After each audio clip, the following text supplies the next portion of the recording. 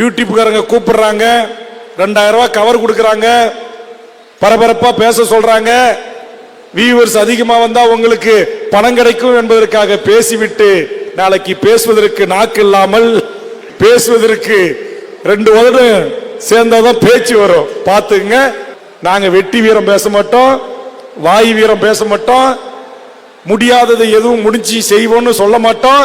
எங்களால என்ன முடியுமோ அதை செய்யக்கூடிய கூட்டம். சமூக நீதி தளத்தில் மத்திய அமைச்சர் பதவி கிடைப்பெற வரையிலும் உண்மையான சமூக நீதி போராளியாக எல்லா சாதிகளுக்குமான தலைவராக இருந்த ராமதாஸோடு பயணித்தவன்.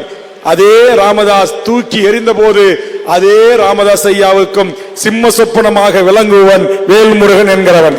ஆக 2 கோடி மக்களுக்கு தலைவன் தான்.